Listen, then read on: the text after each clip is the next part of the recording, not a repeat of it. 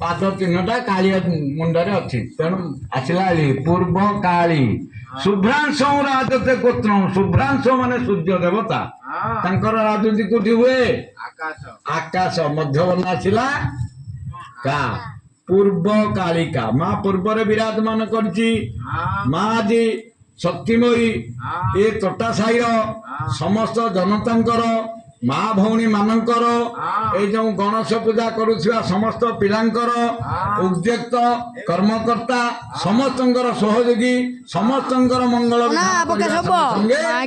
ତଥା ଦିଣ୍ଡା ଭୂଇଁ ମୌଜାର ସଂକୀର୍ତ୍ତନ ବାଲାଙ୍କର ଯଥା ଆମ ଦେଶର ମଙ୍ଗଳ ବିଧାନ କରନ୍ତୁ। ବୋଲା ଆନନ୍ଦ ଏକ ବାର ହରି ହରି ବୋଲା।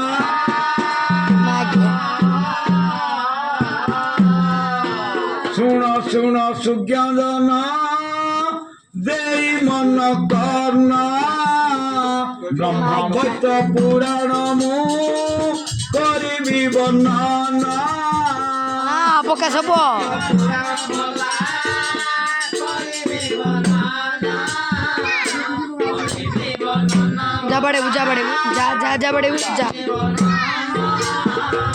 ତାରକାସୁର ବୁଲୁ ଝିଅ ଏକ ସୁର ଥିଲା, ବ୍ରହ୍ମାକୁ ଯେ ତପ କରି ବରକୁ ପାଇଲା।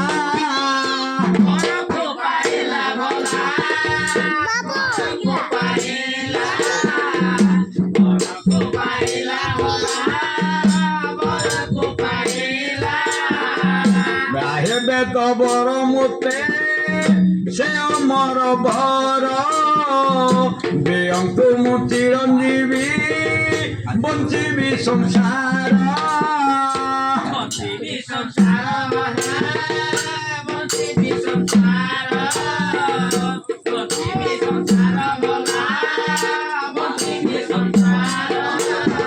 ତାରକାସୁର ବୋଲି ଗୋଟେ ଅସୁର ଥିଲା ନାରାୟଣ। ସେ ତପସ୍ୟା କଲା ବ୍ରହ୍ମାଙ୍କୁ। ବ୍ରହ୍ମା ଯେତେବେଳେ ପ୍ରସନ୍ନ ହେଲେ କହିଲା ମତେ ଅମର ବର ଦିଅ। ବ୍ରହ୍ମା କଣ କହିଲେ ଜାଣିଛ?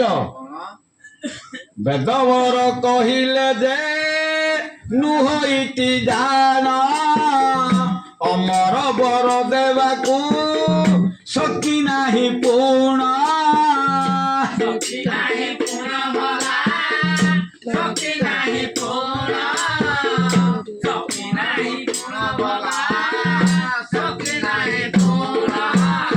ଆରେ ତାରକ ତୁ ଏମିତିଆ ଗୋଟେ ବର ମାଗେ, ସେଇଟା ଅମର ବରଠୁ ବଳିବ, କିନ୍ତୁ ଅମର ବର ଦେବାକୁ ମୋର ସାଧ୍ୟ ନାହିଁ।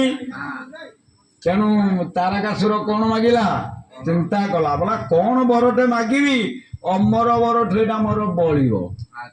ଚିନ୍ତା କଲା, ଦେବ ଦେବ ମହାଦେବ ଯୋଗରେ ଅଛନ୍ତି, ତାଙ୍କ ଠାରୁ ପୁତ୍ର ହେଲେ ମରିବି ଭାବୁଛି।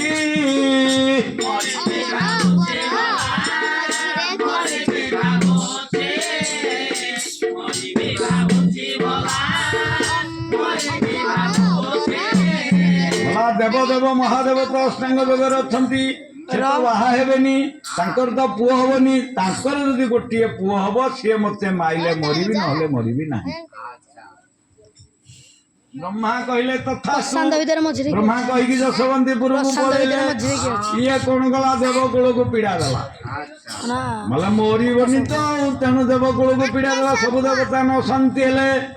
ଦିନେ ଚିନ୍ତା କଲା ତାରକ, ବୋଲା ଯଦି ଦେବତା ମାନେ ଶିବଙ୍କୁ ବାହା କରେଇ ଦେବେ, ତାଙ୍କର ଯଦି ପୁଅଟିଏ ହେଇଯିବ ମତେ ତ ମାରିଦବ। ଦ୍ୱିତୀୟ ଥର ପୁଣି ତପସ୍ୟା କଲା।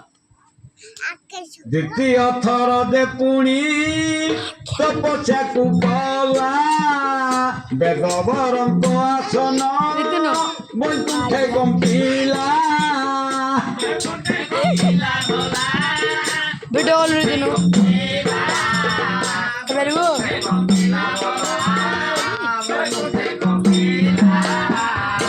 ଯେତେବେଳେ ବ୍ରହ୍ମାଙ୍କର ଆସନ କମ୍ପିଲା, ବ୍ରହ୍ମା ଆସିଲେ, ଆରେ ତାରକ କଣ ମାଗୁଛୁ? ତତେ ପରା ବର ଦେଲି।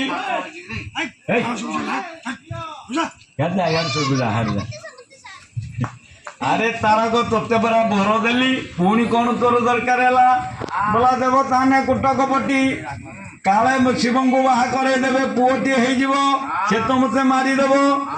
ତେଣୁ ପ୍ରଭୁ ଏମିତିଆ ବରଟେ ଦିଅ। ଶିବଙ୍କ ବୀର୍ଯ୍ୟ ଅଗ୍ନିରେ ପୋଡ଼ା ହବ।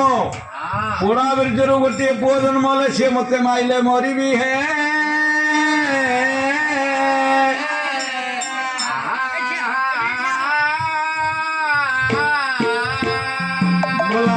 ବୀର୍ଯ୍ୟ ତ ପୋଡ଼ିଯିବ, ଶିବ ତ ବାହା ହେବେନି। ଯଦି ବାହା ହେବେ ତାଙ୍କ ବୀର୍ଯ୍ୟ ଅଗ୍ନିରେ ପୋଡ଼ା ହବ। ବୀର୍ଯ୍ୟ ତ ପୋଡ଼ିଯିବ, ଆଉ କୋଉ ଛୁଆ ହବ ଯେ ମତେ ମାରିବ। ଏଇଟା ଚିନ୍ତା କରି ପୁଣି ଦେବକୁଳକୁ ପୀଡ଼ା ଦେଲା। ପୁଣି ଦେବତା ନ ଶାନ୍ତି ହେଲେ ଦିନେ ଭାବିଲା ଦେବତାଙ୍କ କପଟିଆ ହଉଛନ୍ତି କିଏ? ବିଷ୍ଣୁ। ସବୁ ପ୍ରାଣର କର୍ତ୍ତା ହଉଛନ୍ତି ନାରାୟଣ। ଯଦି ସିଏ ଅଗ୍ନି ଦେବତାକୁ କହିବେ ଦାହିକା ଶକ୍ତି କମେଇ ଦିଏ, ତାହେଲେ ବୀର୍ଯ୍ୟ ତ ପୋଡ଼ିବନି, ଛୁଆ ତ ହେଇଯିବ। ତେଣୁ ଚିନ୍ତା କଲା ତୃତୀୟ ଥର ଯେ ପୁଣି ତପସ୍ୟାକୁ କରି ବ୍ରହ୍ମାକୁ ଧ୍ୟାନ କରଇ ଅସୁର ଯେ ପୁରୀ।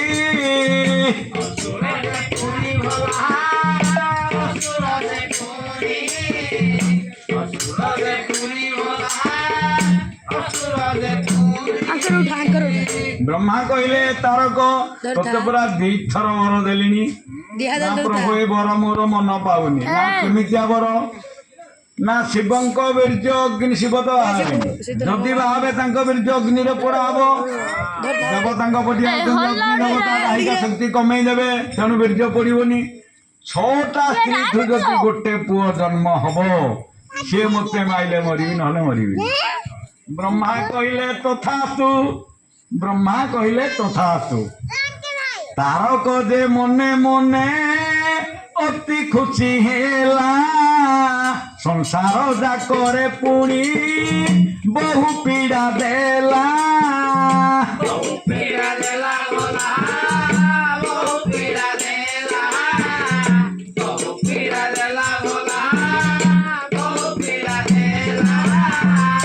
ତାର ଭୟରେ ଦେବତା ମାନେ ଆଉ ସ୍ୱର୍ଗରେ ରହିପାରିଲେନି, ମର୍ତ୍ତ୍ୟରେ ରହିପାରିଲେନି। ସଂସାର ବୁଲିଲା, କାହାକୁ ଆଉ ଛାଡ଼ିଲାନି। ଦେବତା ମାନେ ଚିନ୍ତା କଲେ ତାରକ ନ ମଲେ ଆମେ ସୁସ୍ଥରେ ରହିପାରିବାନି। 3 ଦିନ ଦେବ ସଭା ବସିଲା ଗୁପ୍ତରେ, ମାନେ ତାରକ ଯେମିତି ନ ଜାଣିବ। ଦେବତା ମାନେ ଲୁଚିକି କୈଳାସ କନ୍ଦରେ ଶିବଙ୍କ ପାଖରେ ଯାଇ ଶରଣାପନ୍ନ ହେଇକି ସେଇଠି ମାନେ ବିଚାର କଲେ, ଦେବ ସଭା କଲେ। 3 ଦିନ ଦେବ ସଭା ବସିଲା। ବୃହସ୍ପତି କହିଲେ ତାରକ ମରିବାକୁ ହେଲେ ଶିବଙ୍କୁ ବାହା କରିବାକୁ ପଡ଼ିବ। ଶିବଙ୍କର ପୁଅ ହବ, ସେ ବୀର୍ଯ୍ୟ ଅଗ୍ନିରେ ପୋଡ଼ା ହବ। 6ଟା ସ୍ତ୍ରୀଠୁ ଗୋଟେ ପୁଅ ଜନ୍ମ ହେଲେ ତାହେଲେ ତାରକ ମରିବ, ନହେଲେ ମରିବ ନାହିଁ ହେ।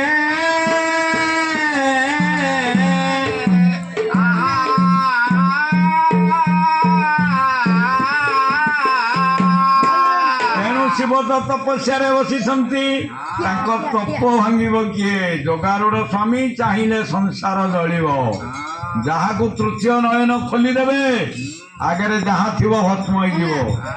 ତେଣୁ ଦେବତାମାନେ କେହି ସାହସ କଲେନି। ଉଠି ପଡ଼ିଲେ କନ୍ଦର୍ପ, କହିଲେ ମୋ ଦେହ ଆଉ ଫେରି ପାଇବି ନାହିଁ, ଦେବଙ୍କ କାର୍ଯ୍ୟ କରିବି। ତେଣୁ ସକଳ ଦେବତାମାନେ ଚିନ୍ତା କର, ମୋ ଦେହ ଆଉ ଫେରିବିନି। ଏହା କହିଣ କନ୍ଦର୍ପ ସଧିରେ ଟଳିଲା, ପଞ୍ଚଶର ଧରି ପୁଣି ଓଟାରି ବିନ୍ଧିଲା।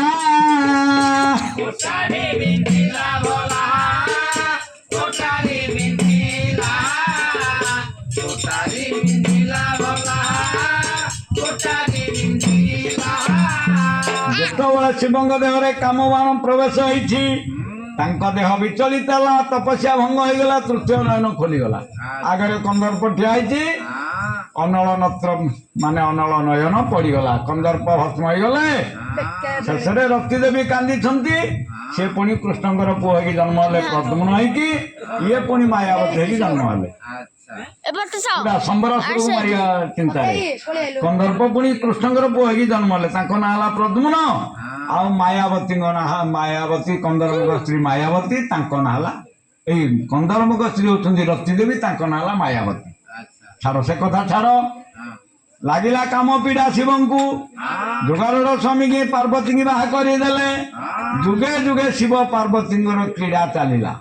ଦେବତାମାନେ ଚିନ୍ତା କରିଛନ୍ତି ଶିବଙ୍କର ଗୋଟିଏ ପୁଅ ହେଲେ ତାରକାସୁରକୁ ମାରିବ, ତେଣୁ ତାଙ୍କର କ୍ରୀଡ଼ା ବନ୍ଦ ହେବାକୁ ନାହିଁ। ଦିନେ ଦେବତାମାନେ ସମସ୍ତେ ମେଳ ହୋଇକି ଚାଲିଲେ, ଶିବଙ୍କ ଦ୍ୱାରସ୍ଥ ହେଲେ।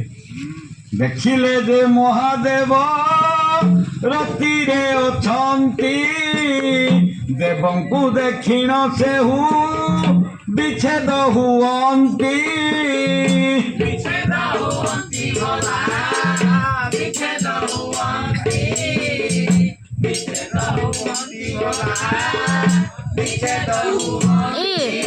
ଯା ପକା ସବୁ ଦେଇଦବୁ ଯେତେବେଳେ ଶିବ ପାର୍ବତୀଙ୍କର କ୍ରୀଡ଼ା ଚାଲିଥିଲା